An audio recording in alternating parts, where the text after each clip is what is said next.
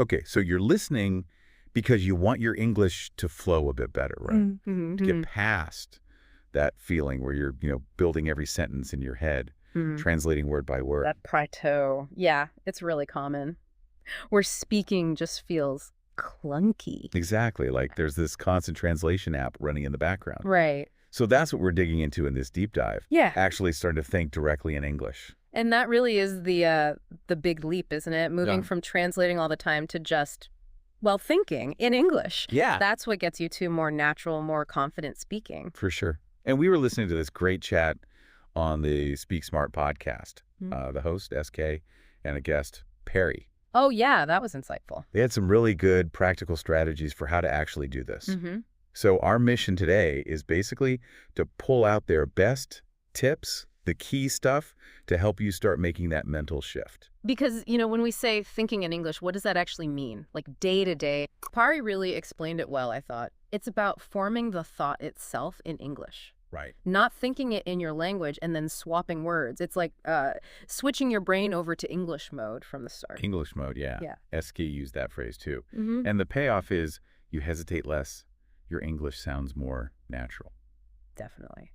But Pari also stressed something important, which is good to remember. What's that? It's not about being perfect right away. It's progress. Consistent baby steps. Okay, good. Yeah. So it takes the pressure off a bit. Yeah. So how did Pari actually start? What were those baby steps? Well, she literally called them baby steps, which I liked. Very approachable. Right. She just made a point of consciously naming things around her or describing, how she felt, but in English, to herself. Oh, okay. So like internal narration. Exactly. Instead of just smelling coffee, the thought would be, this coffee smells amazing. Right. Or if she felt tired, it wasn't just the feeling, it was the thought, I'm feeling tired today. So you're building this sort of running commentary inside your head, but you're forcing it to be in English. Precisely. A constant internal English stream seems like a really solid first step. Yeah, something you can actually do. And she added another layer too. She started asking herself simple questions in English.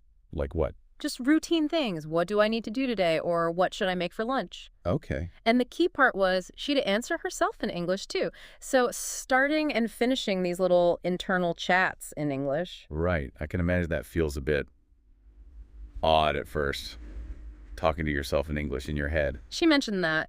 Feeling a bit silly initially, Yeah. but apparently that feeling goes away as it becomes more normal. And SK, the host, actually said they used to talk out loud to themselves. Oh, interesting. Like actually speaking it. Yeah, when they were alone. Yeah. Just verbalizing those English thoughts seems like it helps make that English voice feel more real in your head. I could see that. And it's totally private, right? Yeah. No pressure, no judgment. Exactly. Safe space. Okay, so internal narration, internal questions and answers. What else did they talk about? There was something about sounds and words. Yes. That was a really neat point about watching, say, English movies or YouTube with English subtitles on. Right, okay. But not just reading the subtitles. No, not exactly. The idea is more about letting your brain make the direct link. You hear the English sound, you see the English word. Oh, okay. Your brain starts to connect them directly without automatically jumping back to your native language to translate. I get it. So you're kind of training your brain to process English directly, sound to meaning, or sound to written word, Yeah. bypassing the translation detour. You got it. Cutting out the middleman, basically. Okay, that makes sense. So those are some good starting points, the naming, the questioning, the sound-word linking. What about more like concrete habits, things someone could start doing like tomorrow? Yeah, this is where it gets really practical. Perry suggested starting a thought journal. In English, obviously. A journal, Ugh. like writing essays. No, much simpler. That's Yeah. the beauty of it. Just a few lines. Morning or night, doesn't matter. Okay. Just jotting down feelings, what you did, maybe something you're excited about. But the crucial part is... The crucial part is thinking in English while you're writing it. Ah, right. So the act of writing forces you to form the thoughts directly in English first. Exactly. You're not writing in your language and then translating. You're thinking, okay, how do I say this in English? Right there on the page. And Pari said, don't worry too much about perfect grammar at this stage. Definitely not. She really emphasized that. The goal isn't perfect sentences, it's just getting the thoughts out in English, becoming comfortable expressing yourself, even simply. It's about the mental exercise of thinking in English. That connects really well to something both Perry and SK seem to agree on. Consistency matters more than perfection right at the start. Absolutely. It's so easy to get hung up on making it perfect, grammatically flawless. Yeah, and that can just stop you from even trying. Totally. It's about building the foundation. Pari had a great line, something like, you don't need perfect English to start. You need consistent English to grow. Ooh, I like that. Consistent English to grow. Yeah, it's empowering, right? Takes the pressure off. Just do it regularly, even if it's small. Makes total sense. Those little bits add up. Okay. So we have the thought journal. Did Parry have one final big tip for us? She did. Her, golden nugget at the end. Okay. Dedicate just 5 minutes every day to speaking English out loud. Out loud. Yep. But here's the kicker. No script, no plan, just freestyle. Whoa, okay. 5 minutes of just talking to yourself. Yeah. In English. That sounds potentially terrifying for some people. It probably feels super weird at first, she acknowledged that. I bet. But think about what it forces you to do. You have to grab vocabulary, structure sentences on the fly. Right. No time for that careful mental translation. None. It's pure English thought coming straight out of your mouth.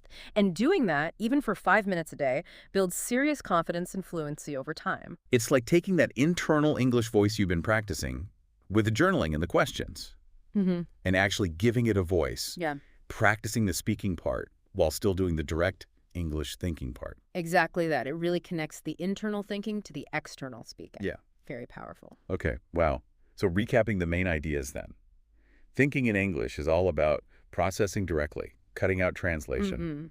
And you build it with small, consistent steps, like naming things, the internal Q&A, linking sounds and words with videos, Right. and then the really actionable habits, the thought journal, focusing on thinking in English as you write. Yeah, just a few lines consistently. And those 5 minutes of just talking out loud, freestyling. That freestyle speaking, yeah.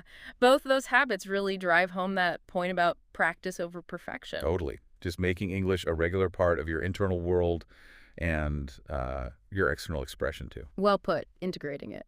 All right, so here's something to chew on as you go about your day. Yeah. You know that voice inside your head, which is always narrating, planning, reacting. Your internal monologue. Right. What if you started, just consciously, trying to nudge some of those thoughts into English? Not all of them. Just, a word here, quick phrase there. Ah, interesting. Like hijacking your own thoughts. Kind of. Could that constant, tiny, almost invisible internal practice, could that be a really powerful way to speed things up? Without even needing extra study time. Yeah. Something to think about.